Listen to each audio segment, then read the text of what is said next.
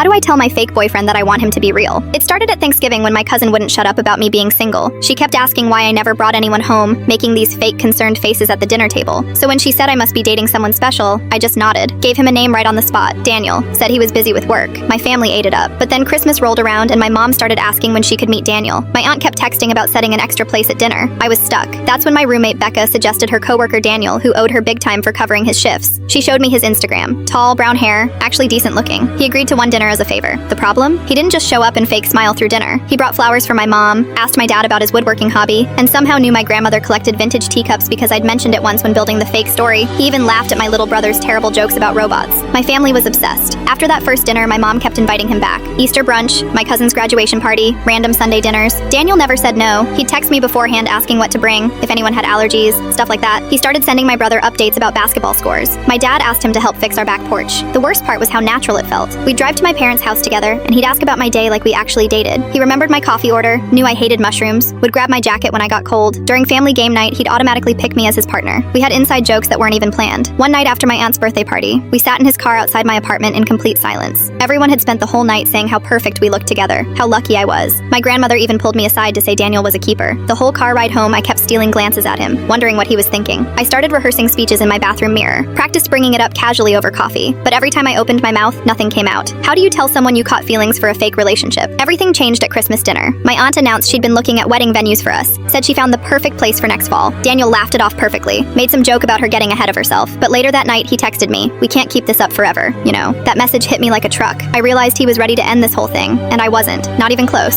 Instead of texting back or giving him some weird speech, I invited him over for dinner at my place, cooked his favorite pasta dish, the one my mom always made when he came over, set the table with actual candles, not just the overhead light. After we finished eating, I was washing dishes and he was drying them, just like we did at my parents' house. That's when I finally said it. I know this whole thing started as pretend, but it doesn't feel fake to me anymore. I actually like you, not the version my family sees, just you. Daniel put down the dish towel and stared at me for what felt like forever. My heart was pounding so loud I thought he could hear it. Then he smiled this huge grin and said, "Finally." I thought I was going crazy. I've been wanting to kiss you for real since that second dinner. Turns out he'd been feeling the same way, but thought I just saw him as a friend doing a favor. We'd both been pretending to pretend, if that makes sense. We ended up telling my family the truth a few weeks later. My mom laughed so hard she cried, said she knew something was up because we looked too comfortable together. My dad just shrugged and said he didn't care how it started as long as Daniel kept helping with house projects. The fake relationship lasted 3 months. The real one's going on 8 months now, and honestly, it's way better than anything I could have made up.